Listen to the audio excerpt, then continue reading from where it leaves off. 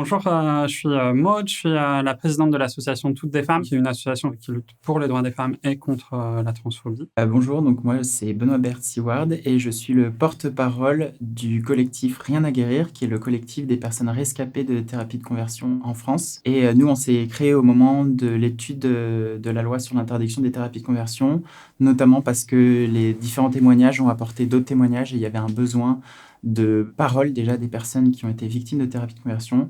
Et très vite, on a vu aussi qu'il y avait un besoin de faire beaucoup de pédagogie au niveau politique et au niveau de la société. Il y a une offensive réactionnaire qui monte en puissance depuis 3 ans en France contre les droits des personnes trans et contre l'accès aux transitions, l'accès aux soins. Et cette offensive, elle est particulièrement forte contre les enfants trans. Donc il y a évidemment des enfants trans, on peut transitionner à n'importe quel âge, on découvre pas qu'on est trans à 18 ans. Donc il y a des personnes qui ont besoin de transitionner mineures, pour qui c'est vraiment un besoin vital.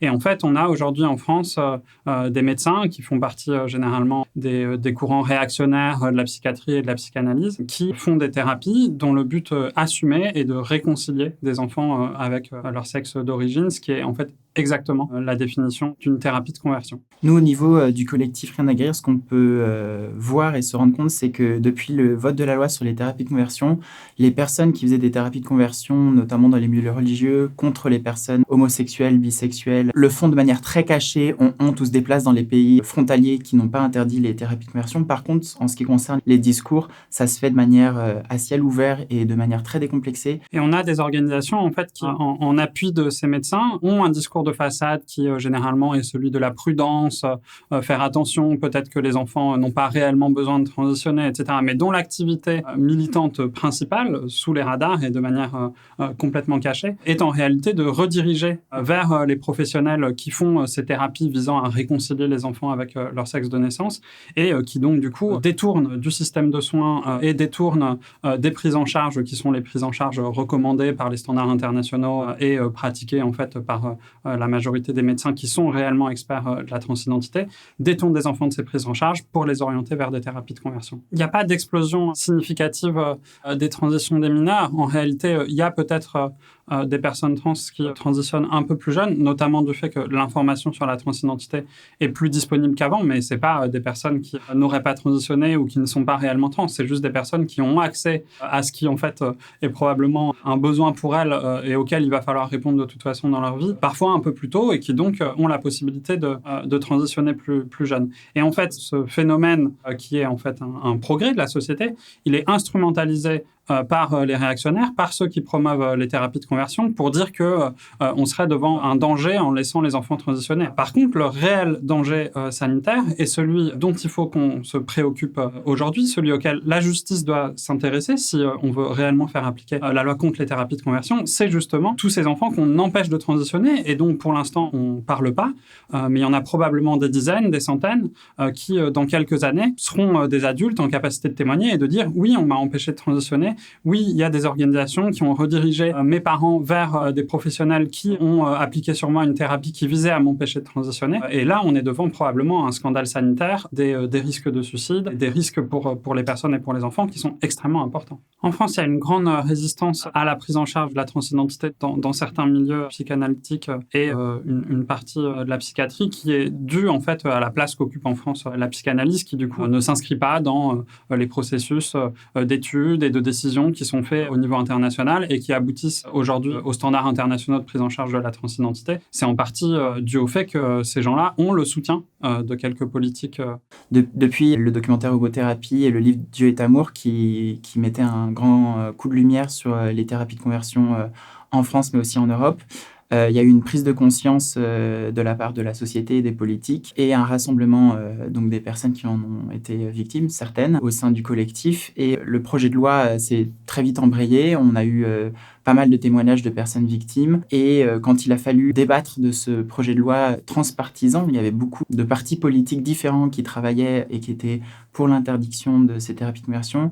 On a très vite eu une opposition forte au sujet de l'identité de genre, et notamment de la part de 2 personnes très connues pour être transphobes, qui ont envoyé des mails aux sénateurs, aux sénatrices et aux parlementaires, quelques jours avant le vote de la loi, pour essayer de ramener le débat sur la transidentité, alors que les réalités qu'on avait, nous, dans notre collectif, c'est que les personnes homosexuelles comme les personnes trans sont et ont été victimes d'exorcisme, par exemple, de viols correctifs, par exemple. Et donc, il n'y a pas lieu à autoriser la torture pour les personnes trans, mais par contre l'interdire pour les homosexuels. Le problème des enfants, c'est qu'ils sont mineurs, donc ils n'ont pas le droit de se défendre, et surtout quand ils ont été amenés face à des professionnels qui pratiquent des thérapies de conversion par leurs parents, ils sont vraiment démunis et dans l'incapacité d'agir en justice. Donc le seul moyen que la loi soit appliquée, c'est que le parquet s'y intéresse, c'est qu'il y ait une enquête qui soit déclenchée par le procureur et que les services de police s'intéressent et enquêtent sur les pratiques qui peuvent avoir lieu. Sans ça, effectivement, la loi ne peut pas être appliquée, ou alors elle ne sera appliquée que dans des années quand les personnes qui ont subi ces thérapies de conversion seront en capacité de témoigner. Si elles sont en capacité de témoigner quelques années après, parce que tout ça, ça vient détruire les personnes. Nous, c'est ce qu'on voit dans notre collectif. Il y a moins de 5% des personnes de notre collectif qui sont capables aujourd'hui de parler, de témoigner. Donc, penser qu'elles puissent être capables de porter plainte dans le futur, c'est fort. Et c'est là où on a une problématique mécanique aussi de la loi, c'est qu'on est sur du pénal, on n'est pas sur du civil, c'est un peu technique, mais en gros, il faut que les victimes portent plainte.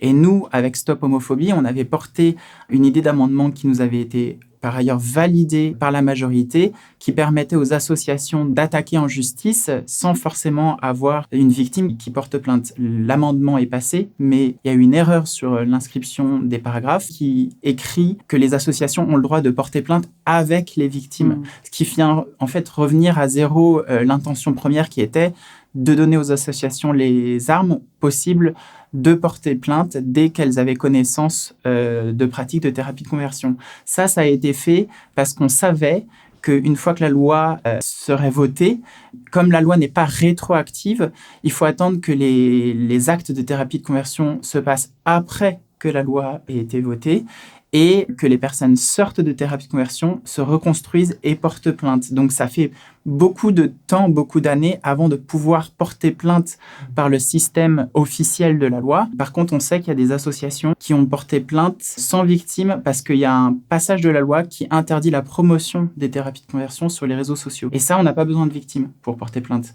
Et là-dessus, on a un problème d'application de la loi parce qu'il y a énormément de promotion de ces pratiques sur les réseaux sociaux, énormément sur la question de l'identité de genre, mais aussi et encore sur la question de l'orientation sexuelle. Alors, en pratique, de toute façon, avant la puberté, il y a rarement besoin de soins médicaux, donc c'est pas un sujet. Pour la majorité des enfants, il s'agit uniquement de transition sociale, mais leur permettre, quand ils le souhaitent et quand ils sont en capacité de décider ou qu'il y a un besoin urgent, d'accéder aussi aux soins médicaux dont ils ont besoin, gratuitement et le plus rapidement possible. Nous, ce qu'on essaye de dire aux familles, à la société en général, c'est d'essayer d'écouter son cœur plus que les idéologies d'incompréhension de la différence de ce qu'on ne connaît pas, et d'écouter les enfants, les jeunes, d'écouter ce qu'ils ont à dire, d'écouter leurs besoins et de rencontrer les personnes concernées. Moi, ça a été, pour mon cas de thérapie de conversion à l'encontre de mon homosexualité, ce qui a manqué à mes parents, de connaître des personnes homosexuelles, de connaître quelles sont les réalités. Et nous, ce qu'on voit aujourd'hui dans les discours, notamment des parents qui font la promotion des thérapies de conversion, c'est la même chose. C'est une incompréhension des réalités des personnes concernées. Il y a des personnes déjà qui ont fait ces parcours-là, qui sont adultes aujourd'hui, et qui méritent d'avoir la parole dans les médias, qui méritent d'être écoutées par les parents pour être comprises, en fait. Très clairement, il y a une offensive mondiale, en fait, contre les droits des personnes trans et contre les droits des femmes. Cette offensive, elle ne peut se contrer que aussi par des alliances. C'est les mêmes aux États-Unis qui attaquent les personnes trans, attaquent les personnes LGBT, mais aussi attaquent le droit à l'IVG, qui aujourd'hui, pour la majorité des femmes en France, est un acquis qui semble indiscutable. En réalité, si les personnes qui aujourd'hui attaquent les droits des personnes trans en France parviennent à leur fin, juste derrière, c'est la question de l'IVG. Donc vraiment, en fait, c'est seulement par une alliance aussi de toutes les femmes, des personnes LGBT pour combattre ces idéologies réactionnaires qu'on arrivera à les faire reculer.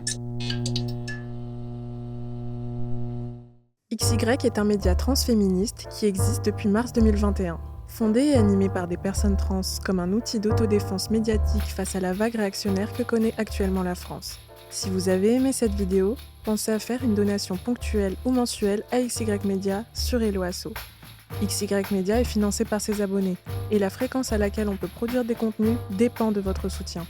Hello Asso est une plateforme qui permet de faire des dons défiscalisés et sans commission. Soutenir le travail militant trans n'a jamais été aussi facile.